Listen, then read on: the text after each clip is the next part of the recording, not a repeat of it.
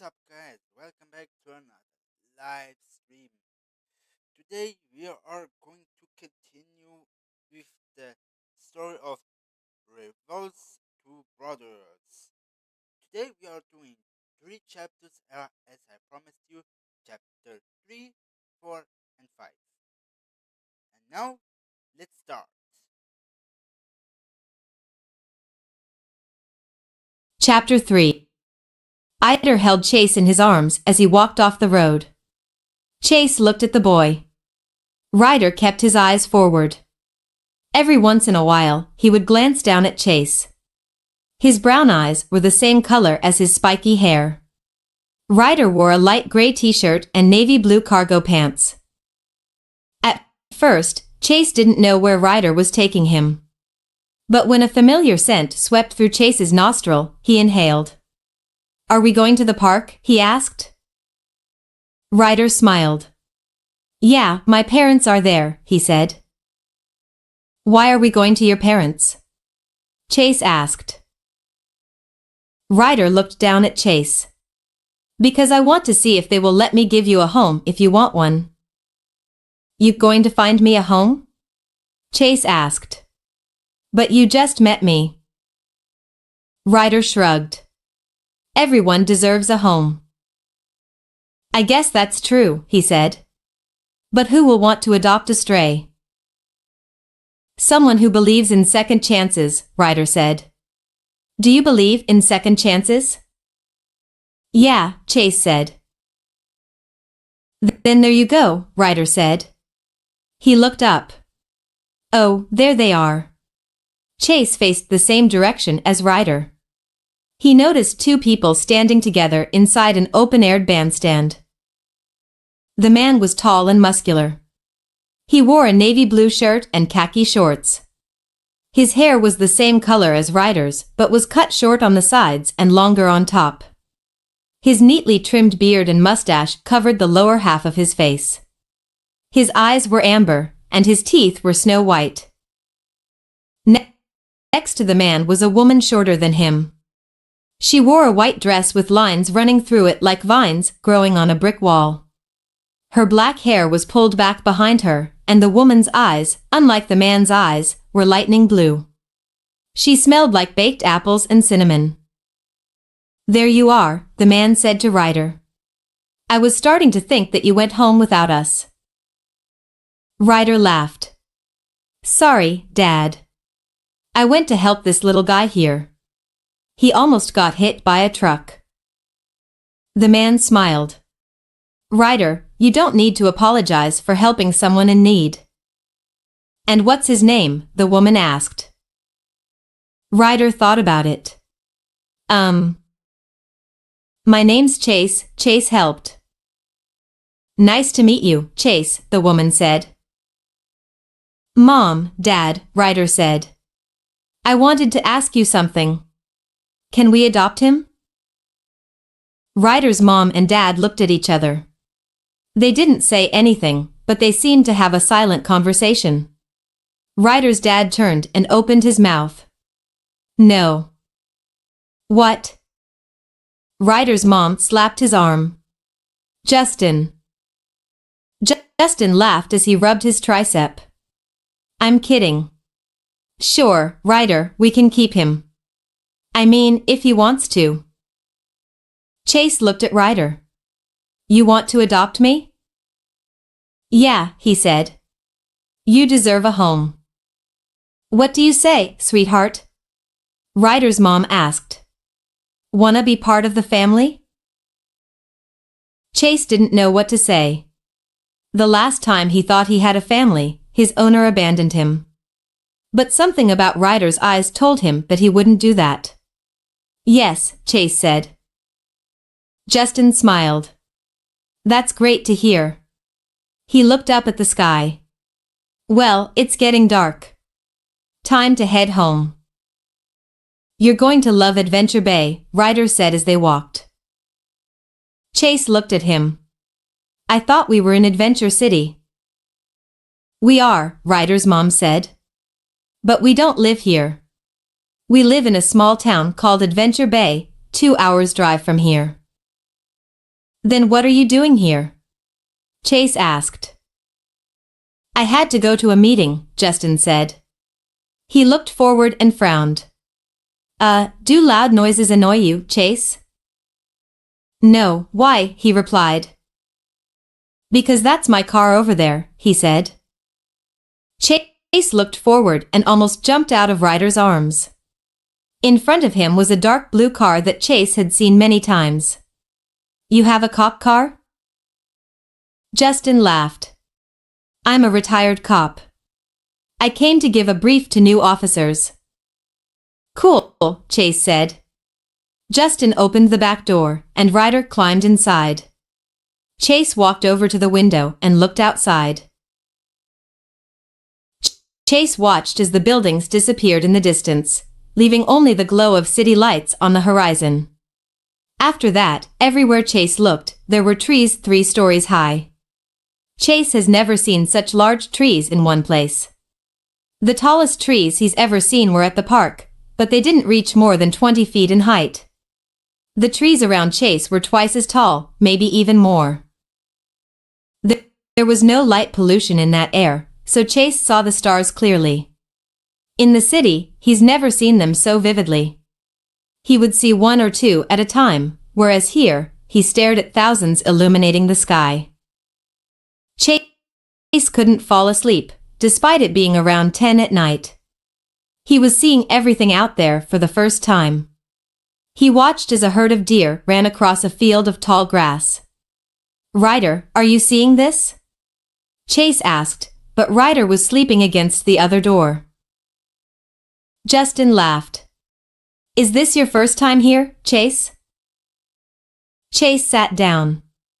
This is my first time anywhere. I have never left Adventure City. Huh, Justin said.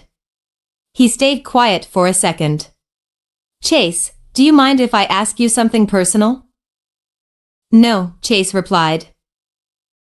Well, you don't seem to be the type of pup that would be wandering the city streets alone. I didn't always sleep on the streets, Chase said. You used to have an owner? Yeah, Chase said. But 2 weeks ago, he left me on the side of the road to fend for myself. I'm sorry to hear that, Justin said. I hate it when people do stuff like that. But you don't have to worry about that anymore.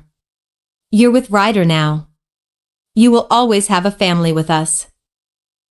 Chase looked at the sleeping boy. Thank you, he said. Chase realized that second chances were real, and this was his. He found someone who loved him. Chase didn't say it aloud, but Chase promised to never do anything that would cause Ryder to abandon him. He also swore to protect him no matter what. Chase would have to become stronger and better. Not for himself, but for Ryder. He will do it for him. Continue to next part.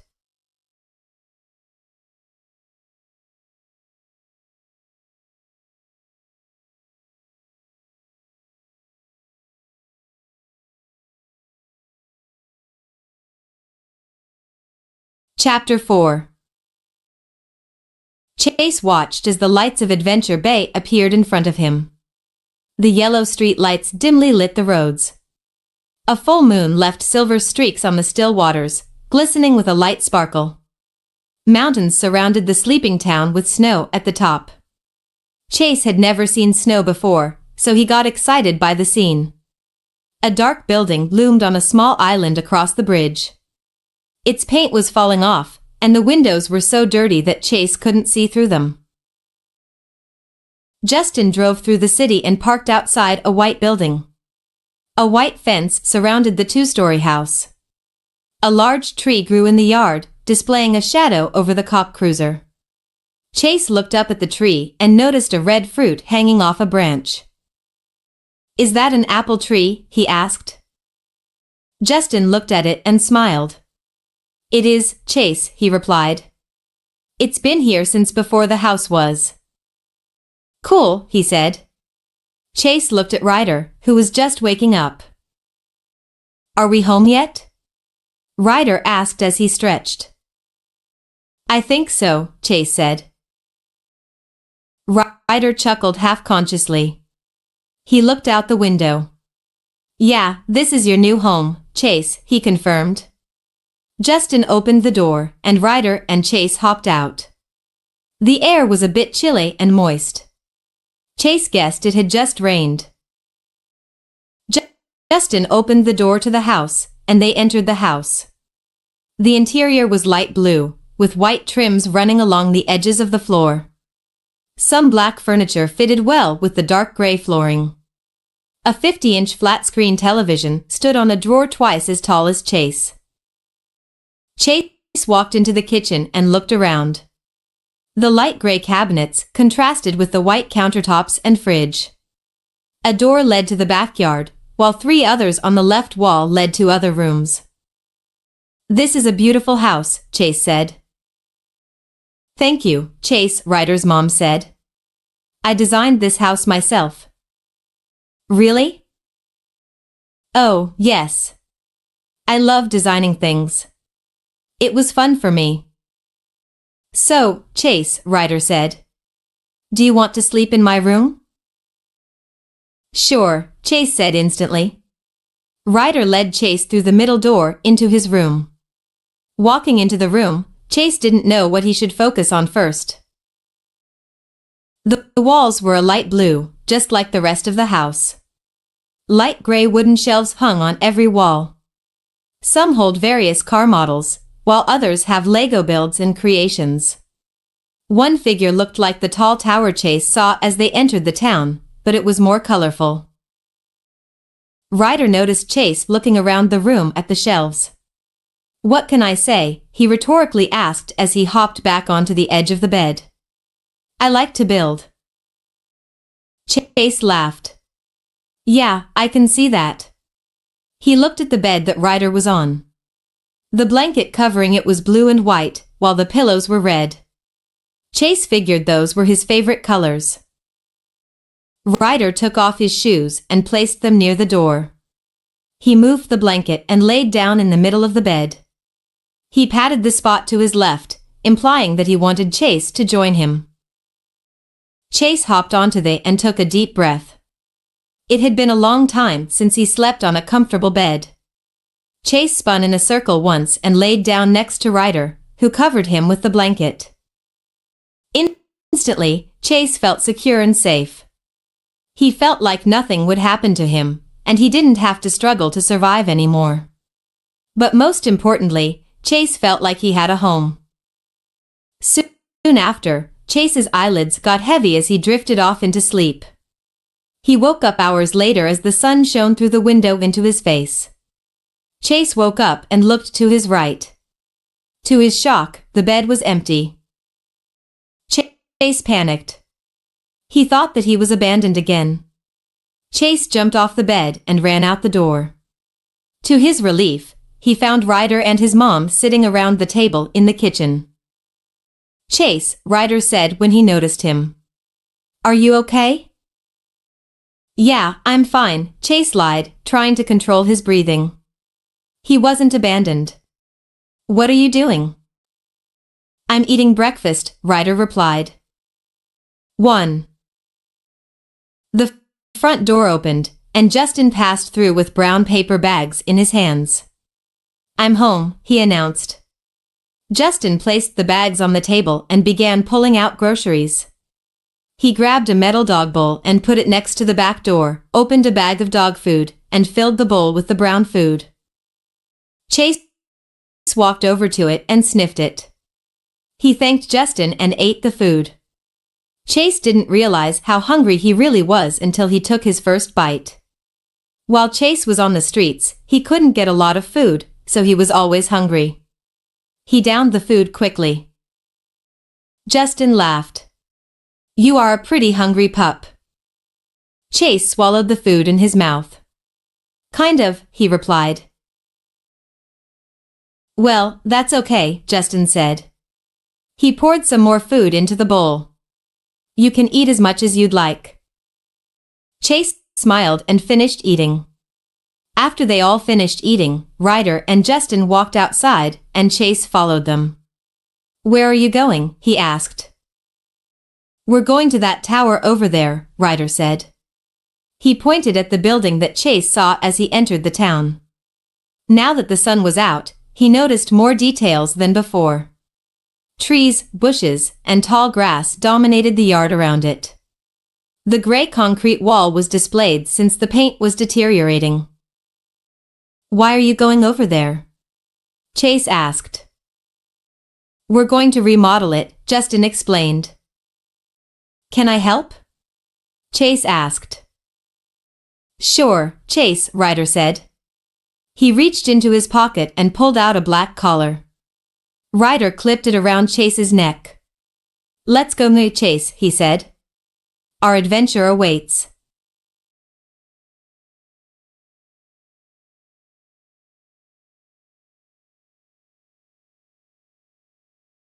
Chapter 5. Uston, Ryder,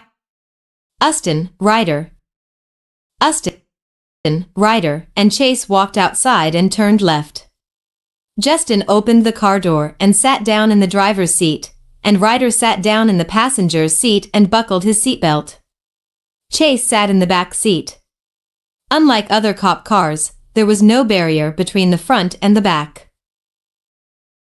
Justin drove towards the building with the windows down.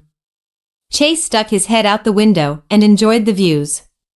They passed through the neighborhood, and Chase watched as people began walking out of their houses.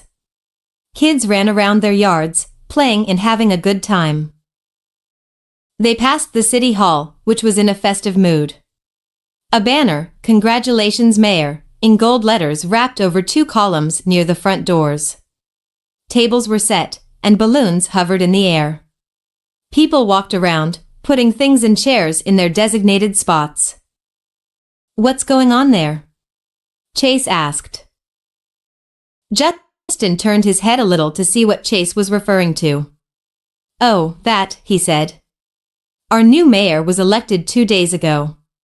Ryder, what was her name? Mayor Goodway, I believe, Ryder replied. He turned back to look at Chase. I met here before. She's very nice. Oh, Chase said. He stuck his head out the window. Congratulations, he yelled. A dark-skinned woman in the middle of the party preparations looked at Chase and smiled. Thank you, she yelled back as she waved. Justin, Ryder, and Justin arrived at the tower and parked in front of the doors. They got out of the car and overlooked the buildings. As they walked closer to the doors, they slid open. Whoa, Chase said. Sliding doors? Justin looked at him and smiled. Yeah, he installed them last time we worked here, he explained. We've been working on this for the past year. All by yourself? Asked Chase. Some of Dad's old friends helped from time to time, Ryder replied. So what is there to be done? Mostly the yard, painting the walls, and moving in furniture, Justin said. Oh, Chase said. So, what will this tower be once it's done? We don't know yet, Justin said. Maybe a communication tower, a radio station. It could be used as a lookout tower, for all we know. Ah, okay, Chase said. How can I help? I'm going to paint the walls while my dad does some garden work, Ryder replied. You can help me. Okay, Chase said. That reminds me, Justin said. He opened the trunk of his cop car and pulled a box out. He knelt next to Chase and wrapped it around his waist. What's this? Chase asked. He turned in circles, trying to look at it. It's a prototype police equipment, Justin said. It's supposed to respond to its user and bring out specific tools for specific jobs. I modified that one you're wearing, Ryder pointed out. It can hold a paintbrush and roller. 1. Cool, Chase said. Let's get to work. As Justin drove the riding lawnmower and cut the grass, Ryder and Chase painted the walls. They used an off-white colored paint. To Chase, it wasn't the best color for the wall. So, this is the color of the walls, he asked Ryder. From the top of a ladder, Ryder looked down and stared at the painted wall. No, this is just the primer coat. The primer what? Primer coat, Ryder repeated. It's used so that the paint, which will be green, gets displayed more evenly. Without it, some parts could be darker than others. After an hour, Justin walked into the tower. His gray shirt was splattered with green dots and stains. His forehead glistened with sweat, which he dried with a clean cloth. Justin looked around the room and the paint job. Nice job, he said. Thanks, Ryder and Chase said in unison. I'm doing the middle section, and Chase is doing the lower area. Really? Justin said, looking at Chase. You're doing that by yourself. Well, once you get used to it, it goes by quickly. Good job, he said. A horn blew outside, and Justin turned his head towards the entrance. Ah, that must be the guys that will construct the elevator. Elevator? Asked Chase. Yeah, it will go right here in the middle of the room, Justin replied. How many floors are there? Chase asked. 3 floors and a basement, Ryder said, and we have to paint them all.